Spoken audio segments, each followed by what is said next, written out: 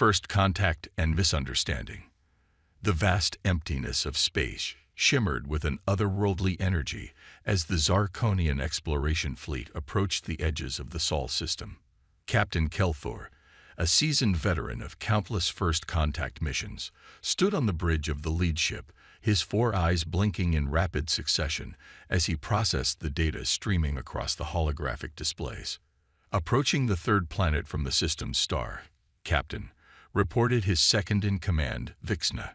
Initial scans indicate a technologically advanced civilization, but their energy signatures are unusual. Kelthor's tentacles twitched with curiosity. Unusual how, Vixna? They seem to rely heavily on primitive combustion and fission technologies, yet there are sporadic bursts of highly advanced energy readings that our systems can't quite categorize. The captain's interest was piqued. In his centuries of exploration, he'd never encountered such a contradictory technological profile. Fascinating. Perhaps they're on the cusp of a major breakthrough. Prepare the diplomatic corps for first contact procedures. As the Zarkonian fleet drew closer to Earth, alarms blared in military installations across the globe. In the heart of the North American Defense Command, General Sarah Chen stared at the massive screens displaying the approaching alien armada with a mix of awe and trepidation. "How many?" she asked, her voice steady despite the gravity of the situation. Lieutenant Rodriguez, her aide, swallowed hard before responding. 27 vessels, ma'am. Various sizes, but the largest it's over 5 kilometers long. Chen's eyes narrowed.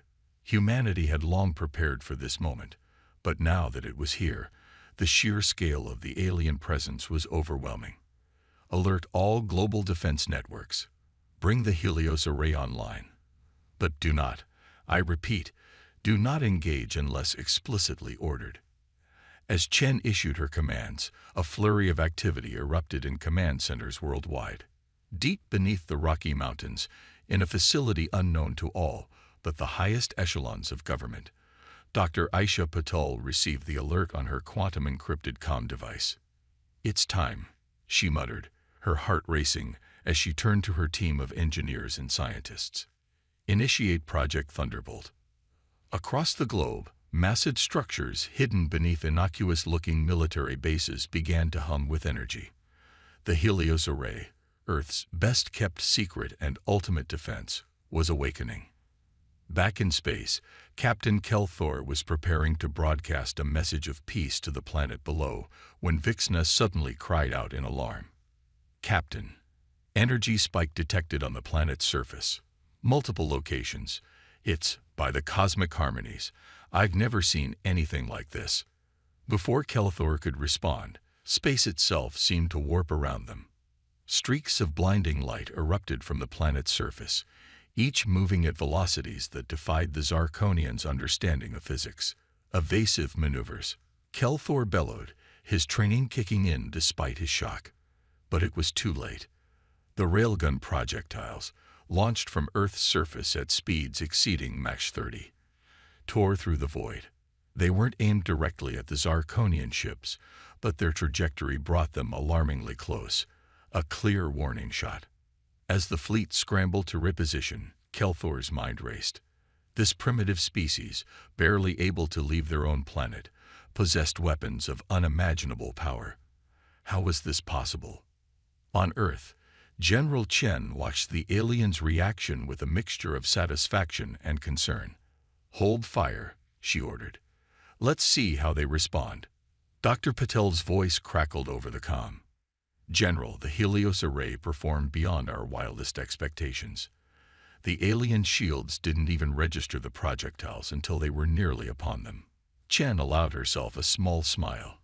Humanity's greatest achievement, born from the fusion of cutting-edge physics and engineering, had just announced their presence to the cosmos in the most dramatic way possible. In the depths of space, Captain Kelthor made a decision that would alter the course of galactic history. "Stand down all weapons," he commanded. "Prepare a tight beam communication to the planet. It seems we have greatly underestimated these humans." As the message was crafted, Kelthor couldn't shake the feeling that the galaxy as he knew it was about to change forever.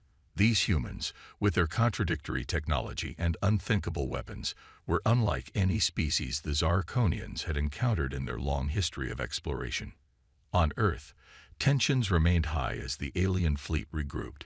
In command centers and government offices around the world, leaders debated their next move. The Helios array had proven its worth, but would it be enough if the aliens decided to attack in earnest? General Chen, her eyes never leaving the tactical displays, spoke into her comm unit. "Dr. Patel, I need options. If they come in hot, can we repel a full-scale assault?" There was a moment of silence before Patel responded. "The array exceeded our expectations, General, but it has limitations. We designed it as a deterrent, not for prolonged combat. If they have similar technology hidden away, we could be in trouble." Chen nodded grimly. "Understood. Keep the array primed, but let's hope it doesn't come to that." As Earth's leaders strategized, Captain Kelthor received clearance from his superiors to initiate direct communication. With a mixture of trepidation and curiosity, he began broadcasting a message on multiple frequencies, hoping the humans would understand. "People of Earth," the message began, translated into various human languages by the Zarkonians' advanced linguistic systems. "We come in peace, seeking knowledge and friendship. We apologize for any alarm our presence may have caused. Your demonstration of power has been noted. We request a dialogue to prevent any further misunderstandings." As the message reached Earth, a new wave of activity swept across the planet. Linguists and cryptographers worked feverishly to analyze and respond to the alien communication. Political leaders huddled with military advisors, weighing the risks and potential benefits of engagement. In her command center, General Chen received the translated message. She turned to her team, her expression a mask of determination. "Well, folks, it looks like we got their attention. Now comes the hard part, figuring out if we can trust them, and if they can trust us." As the first part of this cosmic encounter drew to a close, both humans and Zarkonians found themselves on the brink of a new era. The revelation of Earth's hidden strength had set the stage for a complex dance of diplomacy, technology, and potential conflict. The next moves would determine not just the fate of two species, but possibly the future of the entire galaxy. The Railgun unveiling. In the tense hours following the initial contact, Earth's leaders scrambled to formulate a response.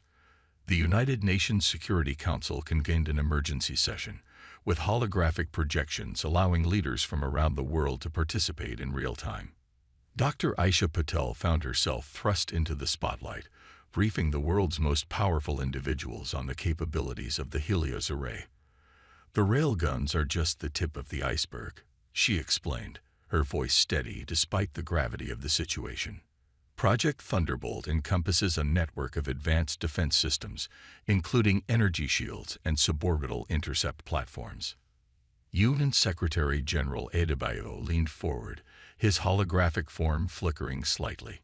"Dr. Patel, how long has this technology existed? And why weren't member nations informed?" Patel took a deep breath before responding.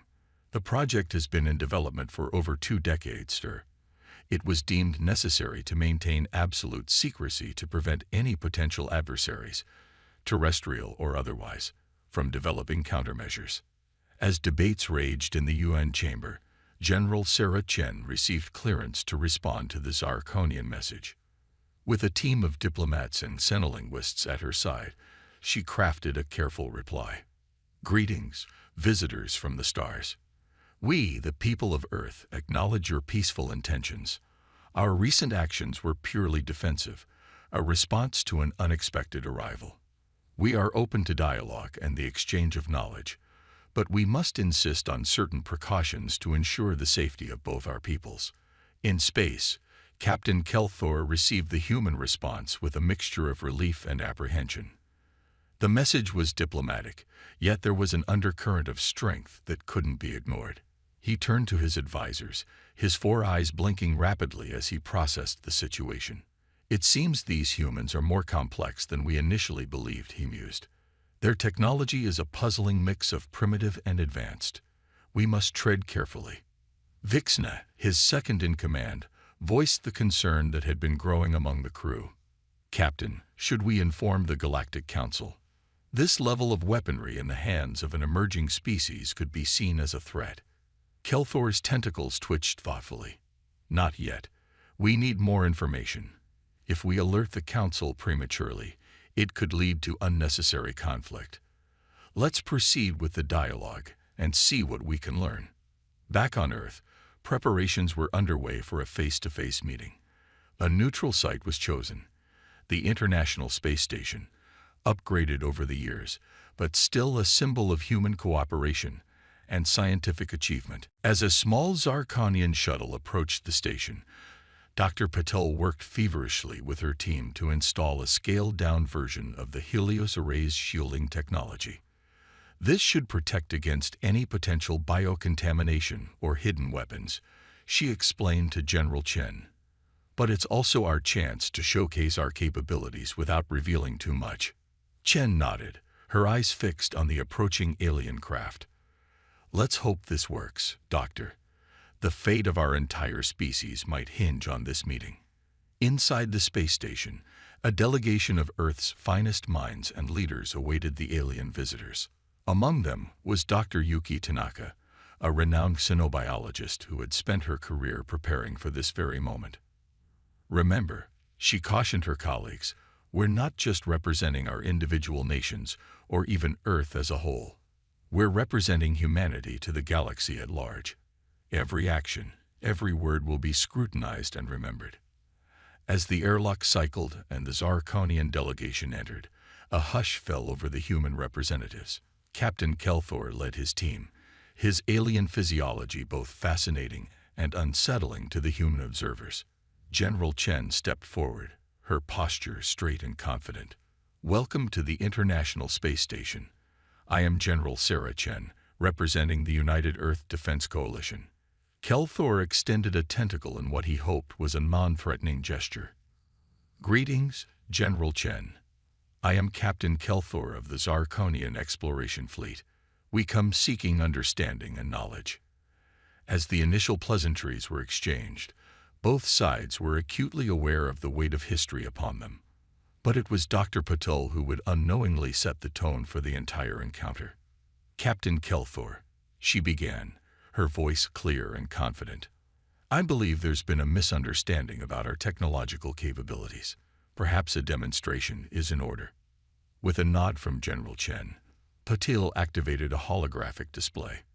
The space around the station came alive with a three-dimensional representation of Earth's defense network. Railgun platforms, energy shield generators, and orbital interceptors were highlighted, showcasing a level of technology that left the Zarkonians visibly stunned. This, Patel explained, is the Helios Array, a planetary defense system capable of protecting Earth from a wide range of threats, both natural and otherwise. Captain Kelthor's four eyes widened as he absorbed the information. Incredible, he murmured. Your energy manipulation techniques, they're unlike anything we've encountered. How did you achieve this level of advancement while still relying on fossil fuels for much of your infrastructure? Dr. Tanaka stepped in, her scientific curiosity overriding protocol. It's a unique aspect of human development, Captain. Our progress has been uneven, marked by great leaps in some areas and stagnation in others. The Helios Array represents the pinnacle of our defensive capabilities, born from the collaboration of minds from around the world. As the humans explained their technology, the Zarkonians listened with rapt attention. The implications were staggering. Here was a species, barely able to leave their own planet, yet possessing weapons and defenses that could rival or even surpass those of established galactic powers. General Chen, sensing the shift in dynamics, pressed the advantage. We hope this demonstration illustrates that while we're open to peaceful exchange, we're also capable of defending ourselves if necessary. Now perhaps you could tell us more about your own civilization and your reasons for exploring this part of the galaxy. Kelthor, still processing the revelations about human technology, nodded slowly. Of course, General. The Zarkonian Confederation spans several star systems. We've been exploring this sector as part of our ongoing mission to map the galaxy and make contact with new civilizations. But I must admit, in all our travels, we've never encountered a species quite like yours. As the dialogue continued, both humans and Zarkonians found themselves reevaluating their initial impressions. The humans, once fearful of alien invasion, now saw potential allies and a gateway to the stars. The Zarkonians, who had initially dismissed Earth as a backwater world, now recognized a force to be reckoned with.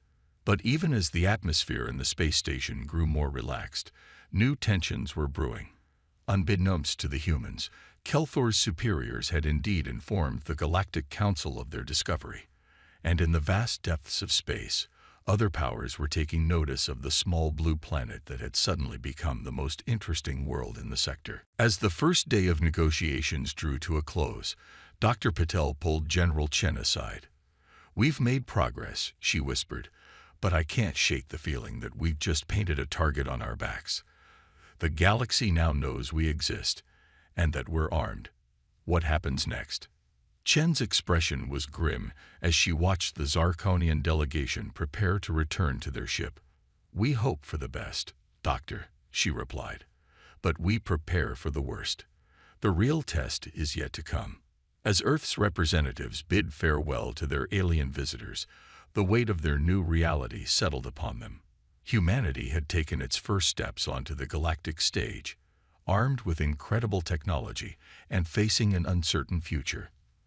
The next moves in this cosmic chess game would determine not just the fate of Earth, but potentially the balance of power in the entire galaxy. Alien diplomacy and human ingenuity. The days following the initial meeting aboard the International Space Station were a whirlwind of diplomatic exchanges and technological demonstrations. As Earth's leaders worked to establish formal relations with the Zarkonian Confederation, Dr. Aisha Patel and her team found themselves at the center of an unprecedented scientific collaboration. In a makeshift laboratory aboard the space station, Patel worked side by side with Zarkonian scientists, each group marveling at the other's achievements. "Your grasp of quantum mechanics is remarkable," Vixna, now serving as the Zarkonians' chief scientific liaison, commented as she examined schematics of the Helios Array's targeting systems. Patel smiled, her fingers dancing across a holographic interface. "Thank you. We've made significant strides in recent years. But I must admit, your faster-than-light travel technology is beyond anything we've even theorized." As the scientists exchanged knowledge, carefully navigating the fine line between cooperation and protecting vital secrets, General Chen was engaged in more delicate negotiations planetside. In a secure facility beneath Geneva, Chen sat across from Captain Kelthor, their meeting broadcast securely to leaders around the world. "We appreciate your openness, Captain," Chen began, her voice measured. "But we must address the elephant in the room. What are the Zarkonian Confederation's true intentions towards Earth?" Kelthor's tentacles rippled, a sign of discomfort that the human diplomats were quickly learning to recognize.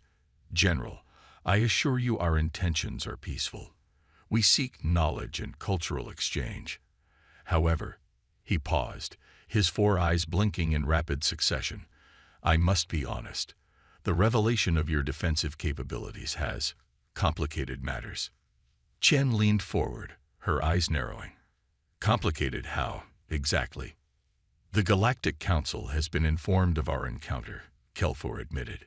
"Your world's sudden emergence as a potential power has caused quite a stir.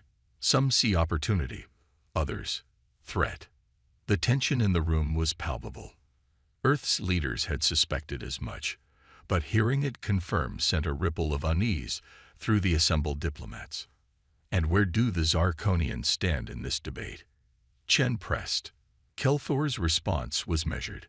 "We advocate for peaceful integration. Your species has much to offer the galactic community. But I must warn you, not all share our perspective. There are those who fear the rapid advancement of emerging civilizations, particularly those with formidable military technology. As the diplomatic dance continued, Dr. Patel made a breakthrough that would once again shift the balance of power. Working with a team of engineers from around the world, she had managed to adapt certain principles of Zirconian FTL technology to enhance the Helios Array's targeting systems. General, Patel's excited voice came through Chen's secure comlink. We've done it. The railguns can now track and potentially hit targets in hyperspace. It's theoretical at this point, but if it works. Chen didn't need Patel to finish the thought.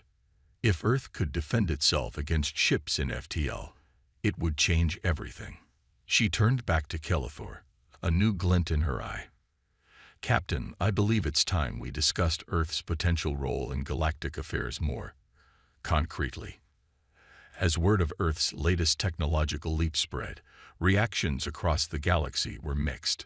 Some civilizations saw an opportunity for a powerful new ally, while others began to view the upstart humans as a threat to the established order. In the Zirconian fleet, now orbiting Mars as a show of good faith, Captain Kelthor received a priority communication from the Galactic Council. The message was clear: assess the full extent of human capabilities and determine whether they posed a threat to galactic stability. Kelthor felt the weight of this responsibility keenly. In the short time he'd spent with the humans, he'd come to admire their resilience and ingenuity. But he also recognized the potential danger they represented if their technology fell into the wrong hands, or if they chose to pursue an aggressive path of expansion. Back on Earth, in research facilities around the globe, scientists and engineers worked feverishly to incorporate the new insights gained from the Zirconians. The Helios Array was being upgraded, its capabilities expanding far beyond its original design. Dr. Tanaka, working with a team of xenobiologists, made another crucial discovery: the Zirconian physiology, she explained to a rapt audience of world leaders, is remarkably adaptable. They can survive in environments that would be lethal to humans. This could have significant implications for future joint exploration efforts. As the days turned into weeks, Earth found itself at a crossroads. The initial fear of alien invasion had given way to a complex web of opportunities and potential threats. The Zirconians, once seen as potential conquerors, were now valued partners in humanity's leap to the stars. But beneath the surface of cordial diplomacy and scientific exchange, tension simmered. Earth's military leaders, while excited by the new technologies at their disposal, were also acutely aware of their vulnerability. The galaxy was vast, filled with civilizations far more advanced than humanity. The Helios Array, impressive as it was, might not be enough to protect them from all potential threats. In a classified meeting of the UN Security Council, General Chen laid out the situation bluntly. We're no longer alone, and we can't pretend that we're safe simply because we have big guns. We need to think strategically about our place in the galaxy. Secretary General Adebayo nodded gravely. What do you propose, General? Chen's response was bold. We need to leverage our unique position. We're new players on the galactic stage, yes. But we've demonstrated capabilities that have caught everyone's attention. I propose we form strategic alliances, not just with the Zirconians, but with other civilizations that see the value in what we offer. As the debate raged on Earth, Captain Kelthor faced a dilemma of his own. His admiration for humanity's achievements warred with his duty to the Galactic Council. The humans were advancing at an unprecedented rate, assimilating and improving upon technologies that had taken other species centuries to develop. In a private communication with Vixna, Kelthor voiced his concerns. They're not like any species we've encountered before. Their adaptability, their drive, it's both inspiring and terrifying. Vixna's response was thoughtful. Perhaps that's exactly why we need them as allies rather than potential adversaries. Imagine what they could achieve with proper guidance and access to galactic knowledge. As if to underscore Vixna's point, at that very moment, Dr. Patel and her team were putting the finishing touches on a prototype device that combined Earth's railgun technology with Zirconian energy manipulation techniques. The result was a weapon of unprecedented power and precision, capable of surgical strikes across vast distances of space. When Chen saw the demonstration, she knew immediately that this could be the key to securing Earth's place in the galactic community. This isn't just a weapon, she mused, watching as the prototype effortlessly vaporized a series of asteroid targets. It's a bargaining chip, a deterrent, and a promise all in one. As news of the prototype spread through encrypted channels, reactions across the galaxy were swift and varied. Some civilizations reached out to Earth, eager to establish diplomatic relations with this enigmatic new power. Others began to bolster their defenses, wary of humanity's rapid ascent. In the depths of space, shadowy forces took notice. The balance of power was shifting, and Earth now stood at the center of a cosmic storm. The actions of humanity in the coming days would shape the fate of not just their world, but potentially the entire galaxy. As the third phase of this interstellar drama drew to a close, both humans and Zirconians found themselves on the brink of a new era. The initial contact had evolved into a complex dance of diplomacy, technology, and strategy. But greater challenges lay ahead, as the wider galactic community began to take notice of the small blue planet that had suddenly become a focal point of cosmic intrigue. Dr. Patel, standing before the prototype that represented the fusion of human and alien technology, summed up the sentiment felt by many. We've taken our first steps into a larger world. Now we must learn to run, or risk being left behind in the cosmic dust. Galactic threats and unlikely alliances. The prototype weapon, a fusion of Earth's railgun technology and Zirconian energy manipulation, had barely cooled from its successful test when alarms blared across the globe. In orbit, the Zirconian fleet's sensors lit up with urgent warnings. Captain Kelthor's voice crackled over the emergency channel. General Chen, we're detecting multiple hyperspace signatures approaching the solar system. They don't match any friendly configurations. Chen, who had been en route to a debriefing following the weapon test, felt her blood run cold. How many, Captain? And how soon? At least 30 vessels, varying sizes. Largest is, by the cosmic harmonies, it's nearly twice the size of our largest ship. They'll be here within the hour. In command centers across the planet, organized chaos erupted. The Helios array, still in the process of being upgraded with the new targeting systems, was brought to full alert. Dr. Patel and her team worked feverishly to bring additional defense platforms online. As the unknown fleet approached, a tense quiet settled over Earth's leaders. Secretary General Adebayo, his holographic form flickering slightly in the UN's emergency bunker, voiced the question on everyone's mind. Who are they, and what do they want? The answer came in the form of a system-wide broadcast, transmitted on frequencies that effortlessly pierced Earth's most secure communications networks. A deep, resonant voice filled the airwaves. Inhabitants of Sol 3, designation, Earth. I am High Commander Zixlor of the Drachnid Imperium. Your recent technological advancements have not gone unnoticed. The weapon you have created poses a threat to the balance of power in this sector. Surrender it and all related research immediately, or face annihilation. The ultimatum hung in the air, its implications clear. Humanity's rapid ascent to the galactic stage had drawn the attention of one of the oldest and most powerful civilizations in the known universe. General Chen, her face a mask of determination, turned to Captain Kelthor. What can you tell us about these drachnids? Kelthor's tentacles writhed with anxiety. They are an ancient race, General. Technologically advanced, militaristic, and utterly convinced of their superiority. They've subjugated dozens of worlds across multiple star systems. If they're here in force. He didn't need to finish the thought. Earth, for all its recent advancements, was facing an enemy far beyond its current capabilities. Dr. Patel's voice cut through the grim silence. General, The prototype isn't ready for full deployment, but we might be able to use it as a deterrent, if we can demonstrate its power. Chen nodded, understanding the risk. Do it, but target something in the system, not their ships. We need to show strength without appearing directly aggressive. As Paddle and her team prepared the prototype, diplomatic channels buzzed with activity. Earth's leaders reached out to every alien civilization they had made contact with, seeking advice, support, or intervention. The responses were varied. Some offered sympathies but claimed non-intervention policies. Others promised to bring the matter before the Galactic Council, a process that could take weeks. A few, sensing opportunity in the chaos, offered protection in exchange for exclusive access to Earth's technology. Amidst the frantic negotiations, an unexpected ally emerged.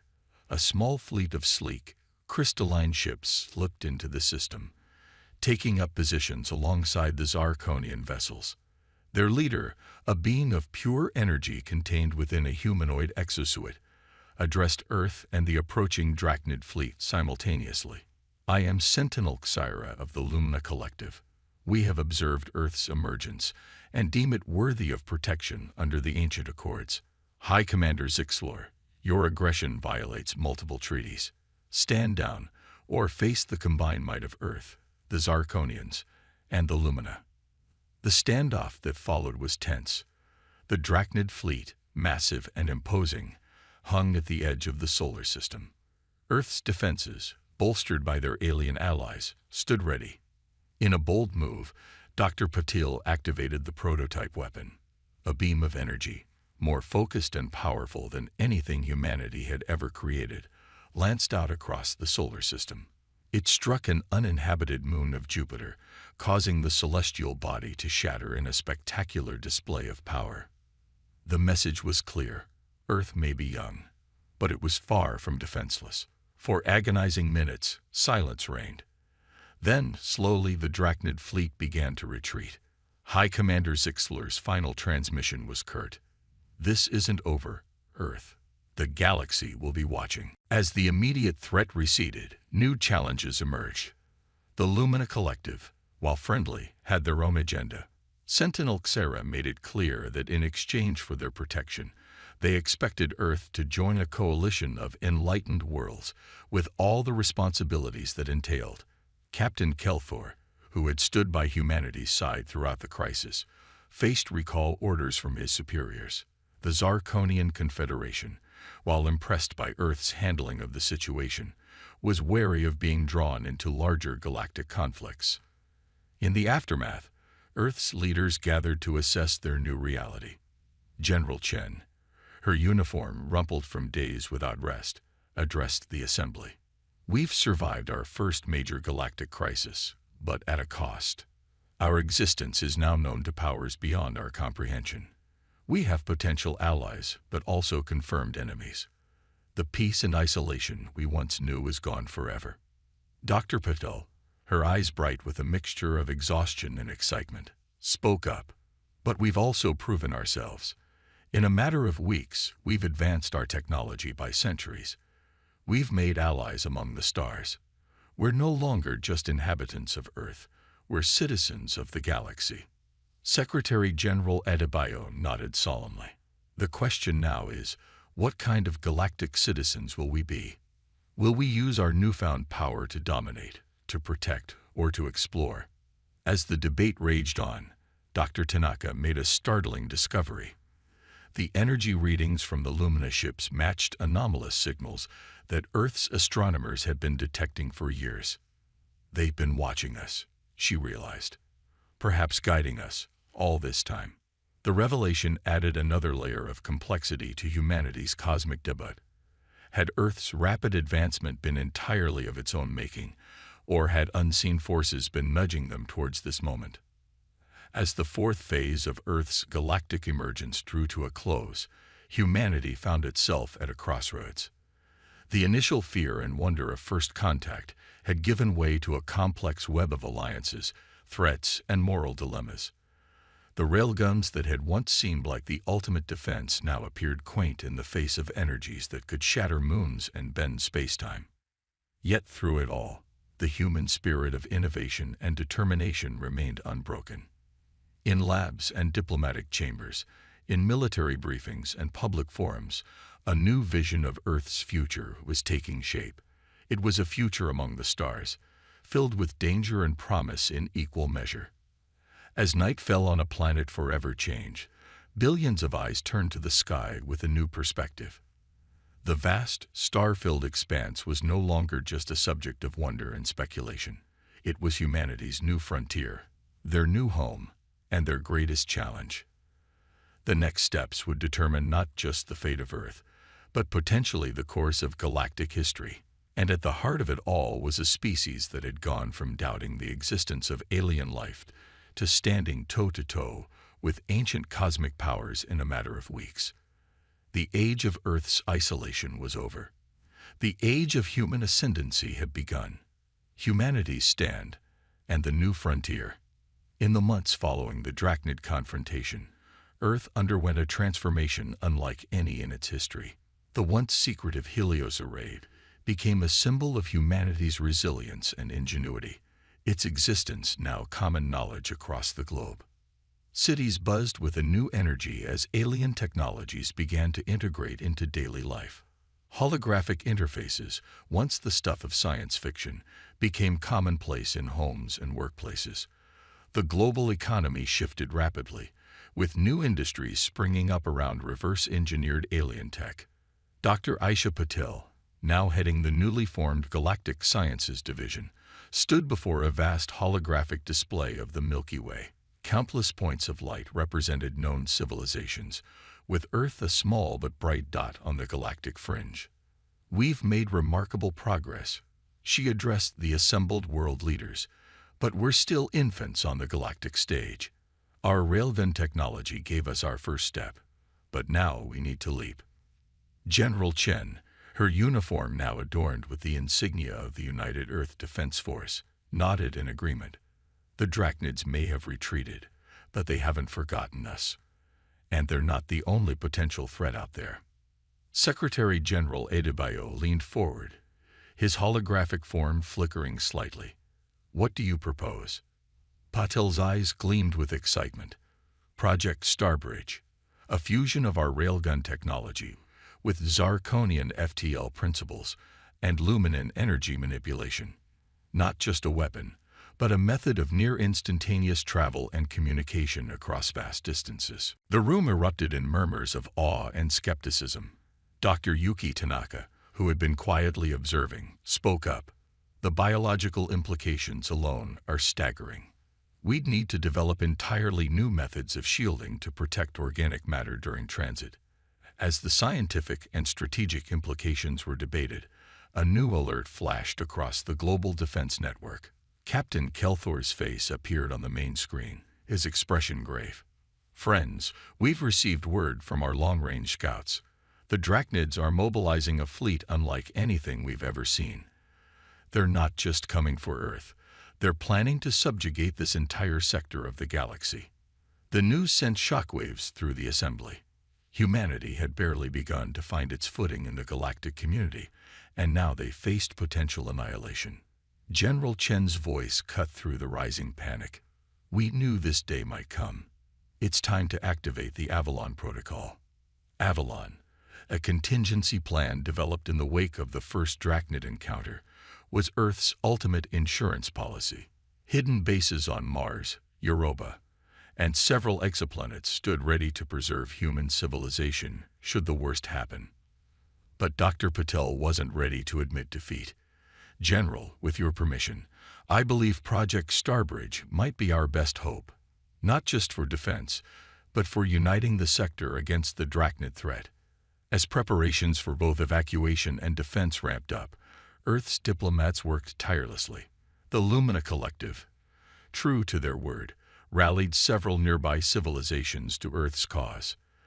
The Zarkonians, despite pressure from more cautious elements in their government, pledged their full support. In labs across the globe, scientists and engineers worked around the clock to bring Project Starbridge to fruition. The prototype, A massive structure combining the raw power of advanced railguns with the finesse of alien energy manipulation began to take shape in Earth orbit. As the device neared completion, the first waves of the Drachnid Armada entered the outskirts of the solar system.